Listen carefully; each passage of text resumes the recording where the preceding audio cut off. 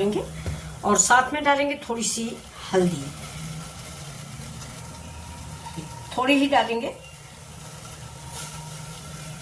अब डाल देते हैं ये जो हमारी दाल है, जो मैंने धुल के दाल रखी हुई है, ये देखिए ये वाली दाल, इसको वैसे इसके अंदर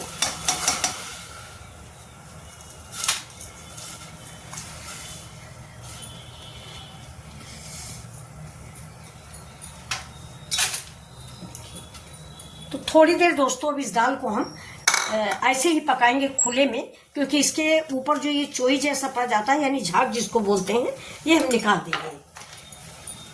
ये कहते हैं यूरिक एसिड बनाता है, इसलिए इसे हम कोशिश करेंगे कि निकाल दें। और अब थोड़ा सा 1 बूंद इसमें तेल डाल देंगे, जिससे प्रेशर ये मतलब बाहर नहीं निकल के आए। ये देखिए बस।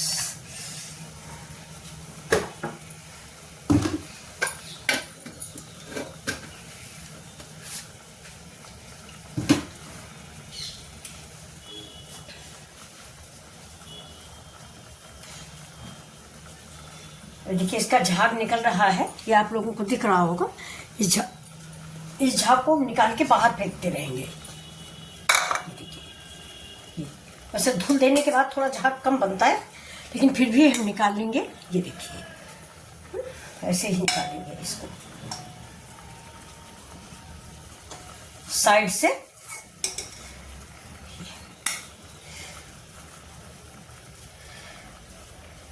ज़्यादा देर भिगो के रख दो तो फिर उतना झाग नहीं बनता। देख रहे हैं आपने, ये वाला, इसको झाग बोलते हैं ना, इसको गांव में चोई बोलते हैं। अभी थोड़ा हम और देख लेते हैं, अभी और हो सकता है निकले। तो जहाँ तक हो सके प्रेशर वो इसका ढक्कन लगाने के पहले ये जितना झाग है आप इसको निकाल के जरूर फेंक दें, ये नुकसान करता है। सुबह शाम दोस्तों एक ही समस्या रहती है औरतों के पास कि क्या बने क्या बने। इसके बाद भी हर आदमी, घर वाले कहते हैं कि क्या काम करती हो दिन भर। सही भी है कि दिन भर हम क्या काम करते हैं, कोई काम नहीं हमारे पास।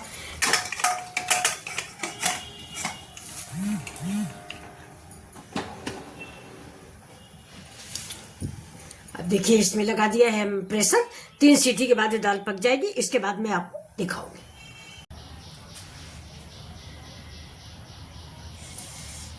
कि दोस्तों मैंने कुकर को रख दिया है दूसरे चूल्हे पर और इधर चढ़ा दिया है अपनी लोहे की कढ़ाई। लोहे की कढ़ाई में इस समय आयरन थोड़ा शरीर में कम बता रहे हैं डॉक्टर, तो लोहे की कढ़ाई में ही हम आजकल सब्जियां बना रहे हैं। तो ये देखिए इसमें मैंने सारे गरम मसाले, खड़े गरम मसाले डाल दिए हैं। इलायची है, जावित्री है, दालचीनी है और तेज़पत्ता है। अब इसके साथ ही हम इसमें लहसुन डाल देंगे। 2-3 जवा लहसुन है, मतलब कलियाँ जिसको बोलते हैं, हमारी तरफ जवा ही कहते हैं, इसलिए जवा ही निकलता है मुँह से फ्रेंड्स। तो आप लोग समझ लीजिएगा कि मतलब लहसुन की कलियाँ, 4-5 लहसुन की कलियाँ हैं, क्योंकि इस केवटी दाल में, जिसको हमारी तरफ केवटी कहते हैं, इसमें लहसुन ही सबसे अच्छा लगता है। और ये देखिए मैंने 1 प्याज डाल दिया है, ज़्यादा प्याज नहीं है, छोटा वाला प्याज की पोटी थी, वही 1 पोटी काट के हमने डाल दिया। जितनी हमारी दाल है उसी हिसाब से हम सारे मसाले इस्तेमाल करेंगे। अगर आपकी दाल ज़्यादा है तो ये सारी सामग्रियाँ आप दुगनी कर दीजिए। अब इसमें हम हींग डालेंगे। देखिए दाल बनाते समय भी मैंने हींग डाली थी। उड़द की दाल बादी होती है तो हींग डाइजेशन का काम करती है, फ़ायदा करती है। इसीलिए दोस्तों देखिए जब भी बनाए, केवटी दाल अरहर की दाल में भी बनाई जाती है, लेकिन इसका जोड़ा यानी कॉम्बिनेशन जो है चने की दाल का ही ठीक है। उड़द की दाल बादी होती है, लैट्रिन गैस बनाती है, और ये चने की दाल जो है ये दस्तावर होती है। तो दोनों मिला दिया जाता है तो बराबर कॉम्बिनेशन होता है। अभी देखिए मैंने प्याज भून लिया। प्याज भूनने के बाद इसमें हमने अपने पारंपरिक मसाले, मतलब जो हमारे पूर्वज इस्तेमाल करते थे, हल्दी, धनिया, मिर्चा, बस उतना ही मसाला मैंने इसमें डाला हुआ है।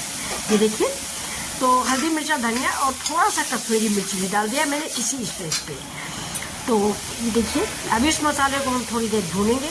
अब लोहे की कढ़ाई में हम इसलिए बना रहे हैं दोस्तों ना कि आयरन जो है लोहे की कढ़ाई में आयरन छोड़ता है, तो आयरन और कहीं से हम ले नहीं सकते हैं। हम लोग शाकाहारी हैं तो आयरन और कहीं से ले नहीं सकते, तो यही आयरन की कढ़ाई है, यही सब कुछ है, थोड़ा पालक है, इन सब चीज़ों से आयरन को अपने शरीर में भेजते हैं।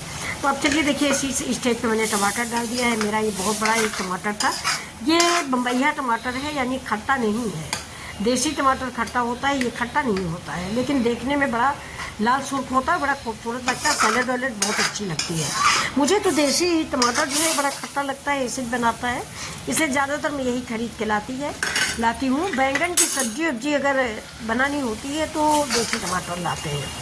अब इसको देखिए हम थोड़ी देर भूनेंगे, और जैसा कि आप सभी जानते हैं तेल कम डालते हैं तो तेल रिलीज को होने को हम बोलेंगे नहीं, हम तो पानी डाल के मसाला पकाते हैं। ये देखिए अब इसमें हम ये जो हमारी दाल बन चुकी थी, उड़द और चने की दाल, ये देखिए, जिसको कि केवटी दाल बोलते हैं हमारे यूपी में। ये देखिए उड़द और चना दोनों दालें हमारी पक चुकी हैं। ये देखिए आप इसमें पचमेल दाल भी बना सकते हैं, यानी पाँचों दालें एक एक मुट्ठी ले लीजिए या अपने परिवार के हिसाब से। तो ये दाल जो है बहुत अच्छी लगती है पूरी पराठा किसी चीज़ से। अगर आप इसे पानी नहीं मिलाओ, बिल्कुल ऐसे ही उतार लो, तो पराठा और आटा से भी बहुत अच्छी लगती है, बिल्कुल सब्जी जैसी लगती है। अभी देखिए बॉयल हो रही है, लेकिन हमें दाल चावल से चावल के साथ खाना है, दलिया के साथ खाना है, तो इसलिए हमने थोड़ा सा पानी मिला दिया है।